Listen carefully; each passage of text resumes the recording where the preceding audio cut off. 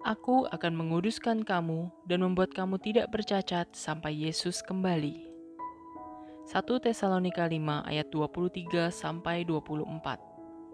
Semoga Allah damai sejahtera menguduskan kamu seluruhnya dan semoga roh, jiwa, dan tubuhmu terpelihara sempurna dengan tak bercacat pada kedatangan Yesus Kristus Tuhan kita.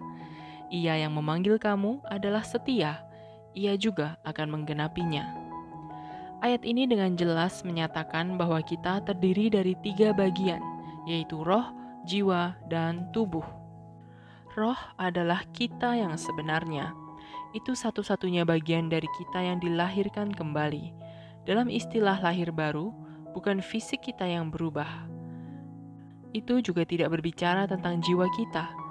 Seringkali kita masih memikirkan hal yang sama dan merasakan hal yang sama, sampai kita memperbaharui pikiran kita dengan firman Tuhan. Tetapi roh kita menjadi benar-benar baru ketika kita menerima Yesus dan mengakui Dia sebagai Tuhan. Roh, jiwa, dan tubuh.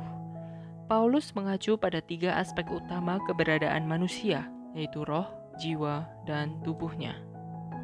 Kita adalah roh yang memiliki jiwa yang hidup di dalam tubuh.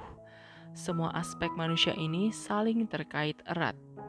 Untuk menjadi utuh, untuk menjadi lengkap, setiap aspek dari seseorang harus baik. Ketika salah satu aspek dari keberadaan kita tidak baik, aspek lainnya akan terpengaruh secara negatif.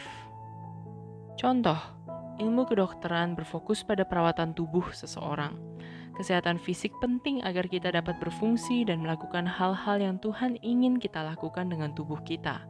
Menjadi aktif secara fisik, makan dengan baik, cukup tidur, dan bebas kecanduan adalah beberapa hal penting yang harus kita lakukan untuk merawat tubuh kita.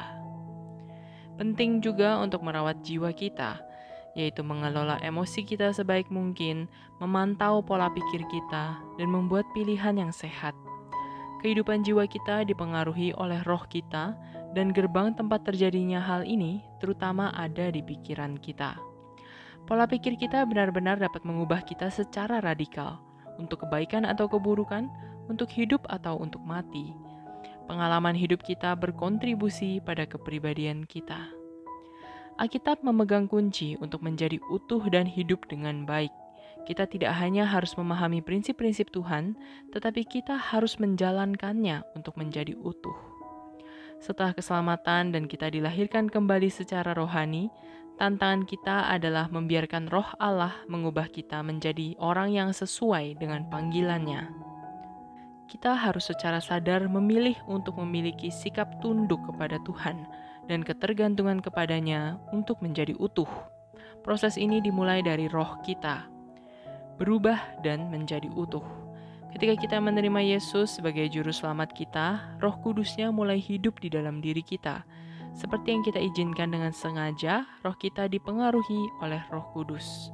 Roh kita mulai mengambil atribut Roh Kudus. Sifat baru ini akan mulai mempengaruhi jiwa kita. Seluruh pola pikir kita tentang Tuhan, diri kita sendiri, orang lain, dan kehidupan dapat diubah. Pola pikir kita bisa menjadi berbeda. Lalu satu persatu kita dapat secara radikal mengubah emosi kita dan cara kita bereaksi terhadap keadaan hidup.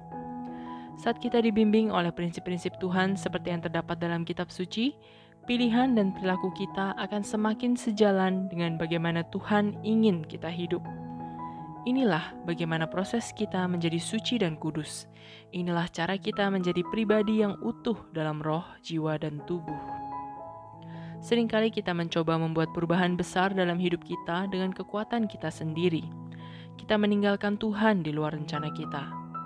Tetapi kita tidak dapat mencapai tingkat keutuhan yang baik dengan kekuatan dan kemampuan kita sendiri.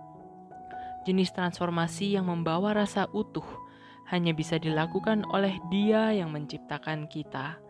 Jika kita ingin menjadi utuh, kita harus mengundang Tuhan ke bagian terdalam dari diri kita, ke dalam roh kita, dan ke dalam jiwa kita. Sehingga dari dalam keluar, kita dapat diubah menjadi pribadi yang Tuhan inginkan.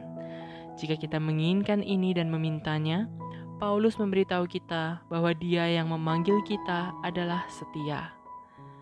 Kita dapat beristirahat dalam kebaikannya yang menguduskan kita dan menjaga kita tidak bercacat sampai Yesus kembali. Marilah berdoa. Bapa yang baik, terus ubahkan kami dari dalam keluar. Perbaharui roh kami, ubahkan cara pikir kami sejalan dengan firman-Mu.